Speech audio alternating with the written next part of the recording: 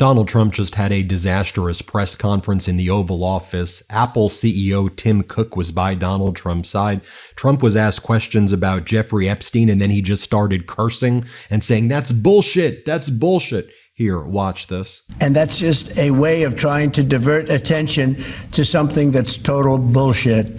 Okay. Donald Trump was then asked if he's been briefed about any of the meetings between his former criminal defense attorney turned number 2 at the Department of Justice, Todd Blanche, and Ghislaine Maxwell. And then, as you know, Ghislaine Maxwell was moved from the prison she was in Tallahassee to a minimum security facility in Texas and got a special waiver from Trump's Department of Justice since she's a convicted sex trafficker. And Donald Trump lies and claims, "No, I haven't been briefed at all about this." Here, play this clip. Mr. President, have you been briefed on what Ghislaine Maxwell told Todd Blanche? No, I haven't. So you don't know whether you came up in the conversation or not? Todd is a very respected person all over the country, all over the world legally, so I don't know. Mr. President. Again, he's a total liar. Then Donald Trump, again on the Epstein issue, says the whole thing is a hoax. Well, what aspect of it is a hoax? And then why are you having your number 2 at the DOJ meet with her and grant her immunity? Tell that to the victims who suffered as a result of Epstein and Ghislaine Maxwell's sex trafficking and sex assault. Here, play this clip. Mr. President. The two Kevins, very good. Mr. President, is Vice President Vance hosting a gathering this evening to talk about how to respond to the Epstein situation? Is he working on what? Is he hosting some kind of gathering of top advisors this evening to talk about how to respond to the Epstein situation? I don't know. I could ask you that question. I don't know of it, but I think here's the man right here. I saw a report today, and it's completely fake news. We're not meeting to talk about the Epstein situation, and I think the reporter who reported it needs to get better sources. Look, the whole thing is a hoax. It's put out by the Democrats because we've had the most successful 6 months in the history of our country. And that's just a way of trying to divert attention to something that's total bullshit. Okay. Then Donald Trump is asked about his call with Putin earlier in the day. You may have heard the news that Donald Trump said he will not be sanctioning Putin anymore. Remember, before he said 2 weeks, then he said 60 days or 50 days, then he said 10 days or 14 days. Well, now he says no sanctions because he said there was a good conversation between his regime and Putin's regime with Witkoff, Donald Trump's liaison. And so Donald Trump here is asked, well, how do you know Putin is not just playing you again? And Donald Trump's like, well, we'll find out in a few weeks. I don't really know. Here, play this clip. President, in the past, you said you would know if Putin was tackling you along. What gives you any confidence that he is or isn't doing that this time around? Can't answer the question yet. I'll tell you in a matter of weeks, maybe less. And Donald Trump posted earlier today, my special envoy, Steve Witkoff, just had a highly productive meeting with Russian President Vladimir Putin. Great progress was made. Afterwards, I updated some of our European allies. Everyone agrees this war must come to a close, and we will work towards that in days and weeks to come. Thank you for your attention to this matter. In other words, Donald Trump caved to Putin again. Here, a reporter asked Donald Trump, did Putin make some sort of concessions? How are you going to meet with him? When are you going to meet with him? And then Donald Trump's like, I don't know. Here, play this clip. Mr. President, what was the breakthrough today? Did Vladimir Putin make some kind of concession that he hasn't been willing to make before? I don't call it a breakthrough. I mean, we've been working on this a long time. There are thousands of young people dying, mostly soldiers, but also, missiles being hit into Kiev and other places. But in terms of soldiers, I think Russia's lost over 20,000 since the beginning of the year, 20,000. And I guess the estimate for Ukraine is about 9,000. It's a terrible situation. We want to get it stopped, Then Donald Trump starts attacking Stephen Colbert and Jimmy Kimmel and Jimmy Fallon. Let's play it. Colbert has no talent. I mean, I could take anybody here. I could go outside on the beautiful streets and pick up a couple of people that do just as well or better. They get higher ratings than he did. He's got no talent. Fallon has no talent. Kimmel has no talent. They're next. They're going to be going. I hear they're going to be going. I don't know, but I would imagine because they get, Colbert has better ratings than Kimmel or Fallon. You know that. Then we've seen Donald Trump do this before. His Treasury Secretary, Scott Bessent, is standing right behind him. He doesn't realize that the person he's talking about is literally standing right there. Here, play this clip. Thanks as well to Secretary of the Treasury, Scott. Bessent and Secretary of Commerce Howard Lutnick for being here, wherever you may be. Oh, there you are. Hello, fellas. I missed you. Then Donald Trump starts attacking Howard Stern. Let's play it. Howard Stern, it's a name I haven't heard. I used to do a show, we used to have fun, but I haven't heard that name in a long time. What happened? He got terminated? Yeah, they're going to separate ways because I think what they're offering salary-wise is real low than what he's getting. You know when he went down? Whenever you want. You know when he went down? No, before. When he endorsed Hillary Clinton, he lost his audience. Right. People said, give me a break. He went down when he endorsed Hillary Clinton. You know what's wild? I thought I had a pretty good handle on my finances until I got Rocket Money. Within 5 minutes, I found 2 streaming subscriptions I hadn't used in months and one I was paying for twice. Rocket Money helped me cancel them with just a few taps, and now I'm saving every month. Rocket Money is a personal finance app that helps find and cancel your unwanted subscriptions, monitors your spending, and helps lower your bills so you can grow your savings. The dashboard is super intuitive. It shows all my expenses in one place, and I love the custom budget tools based on my actual spending. I even set a savings goal, and Rocket Money automatically found the best time each month to put money aside.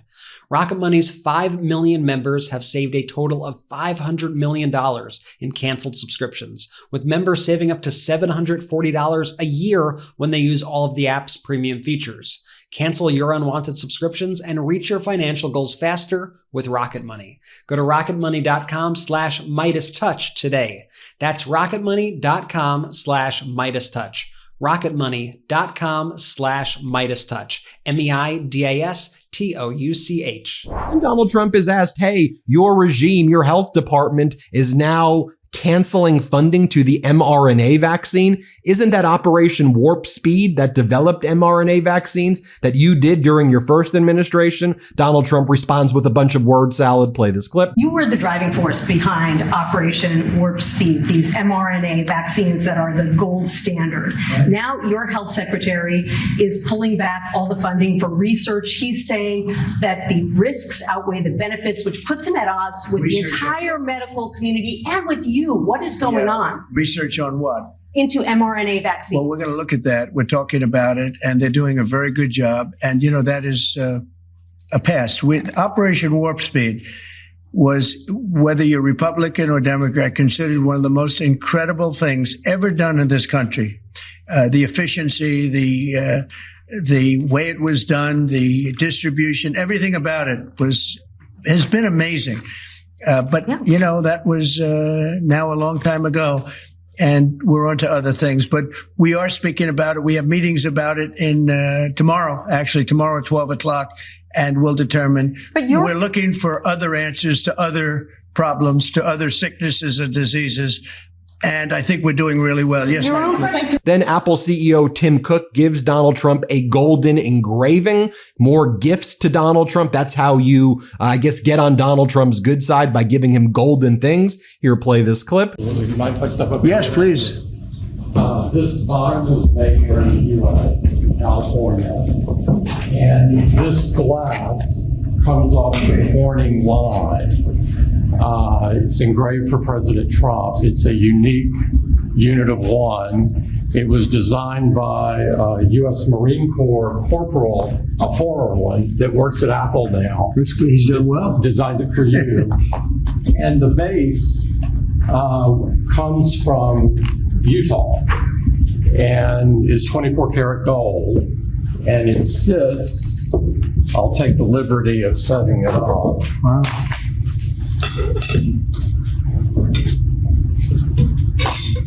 Well, let's see. There we go. Congratulations, Thank you Mr. President. Thank you so much. The great people of Kentucky. Donald Trump is then asked if he's considering taking over the D.C. police. He says, yep, play it. President Trump, on federalizing D.C., are you considering taking over the D.C. police? Is that an option on the table? We're considering it, yeah, because the crime is ridiculous. I could show you a chart comparing D.C. to other locations, and you're not going to want to see what it looks like. Donald Trump is asked if the Federal Reserve chairman candidates he's looking at are from Wall Street. He goes, we're all from Wall Street. Well, at least he's being, I guess, somewhat candid there. This is a regime that cares about Wall Street, not Main Street. Here, play this clip. I'll take it. Are there any candidates I really don't think he'd take it, Are there actually. any candidates from Wall Street, Mr. President? Yeah. Essentially, we're all from Wall Street, aren't we? You know, when you get right down to it, the term Wall Street. Yeah, please. Donald Trump then lies and says all costs are going down. Let's play it. Down. Costs are down. I just hope when they watch these shows, I watch this, I won't use names because I just make them better known that nobody knows who they are. But I watch this group of people on CNN and MSDNC too, the same thing, where they say, well, costs have gone up. Costs haven't gone up. They've gone down.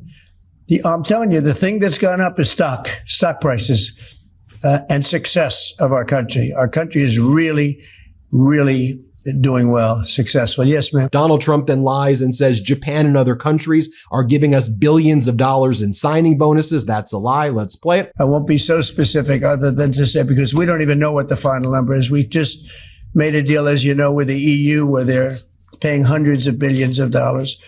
Japan paying hundreds of billions of dollars, and numerous other countries paying hundreds of billions of dollars. And we're not even completed there. And as you know, they found 25 billion 3 weeks ago. They said, we have a surplus of $25 billion. And they said, where did this come from? I said, check the tariffs. And they checked. They said, you're right. That's where it came from. And we've really just started. This is just in its infancy. So we have Donald Trump talks about sending the National Guard into Washington, D.C. Let's play it. Much of it. We're gonna do something about it. So whether you call it federalized or what, and that also includes the graffiti that you see, the papers all over the place, the roads that are in bad shape, the medians that are falling down, the median in between roads that's falling down. We're going to beautify the city. We're going to make it beautiful. And what a shame. The rate of crime, the rate of muggings, killings, and everything else, we're not going to let it. And that includes bringing in the National Guard, maybe very quickly, too. And do you want Congress to look at overturning the D.C. Home Rule Act? We're going to look at that. In fact, the lawyers are already studying it. Donald Trump gives a bunch of word salad about Putin and Zelensky. Let's play it. Yes, Mr. President, have Putin and Zelensky agreed to a summit yet? And where and when would that be? What would that look like? There's a very good prospect that they will. And we haven't determined where, but we had some very good talks with President Putin today. And there's a very good chance that we could be ending the round, ending the end of that road. That road was long and continues to be long, but there's a good chance that there will be a meeting very soon. Then Donald Trump starts to blame former President Biden. Here, let's play this clip. This was on his watch. And, you know, it's funny. We had no land was taken from Trump. It was taken from Bush. It was taken from Biden. The whole thing they would take from Biden if it weren't for us. But it was and it was taken by Obama. Take a look at what was taken with all of the land that was taken. Nothing was taken by Russia from us. Not 1 ounce of land was taken. Then Donald Trump talks about putting tariffs on semiconductors. In other words, Taiwan, one of our allies, is going to be targeted by Donald Trump. Let's play that clip. So it's a big factor. So 100% tariff on all chips and semiconductors coming into the United States. But if you've made a commitment to build, or if you're in the process of building, as many are, there is no tariff. Okay? If for some reason you say you're building and you don't build, then we go back and we add it up, it accumulates, and we charge you at a later date. You have to pay, and that's a guarantee. So that's a big statement, and I think the chip companies are all coming back home. They're all coming back. You know, we started with Intel, and gradually Intel was just taken over the coals. They were taken to the cleaners, frankly, and moved to other places, in particular Taiwan. But I think a lot of those companies are coming back, and they're coming back very rapidly. So that's a big statement. 100% tariff.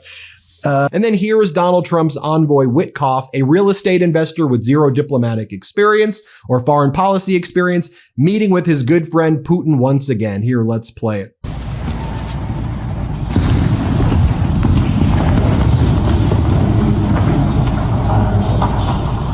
by the way, doesn't Putin's office look a whole lot like the way Donald Trump decorates his stuff and the way Epstein decorates his stuff? Well, there you have it, folks. Let me know what you think. Hit subscribe. Let's get to 6 million subscribers. Thank you for watching. Can't get enough Meidas? Check out the Meidas Plus Substack for ad-free articles, reports, podcasts, daily recaps from Ron Filipkowski, and more.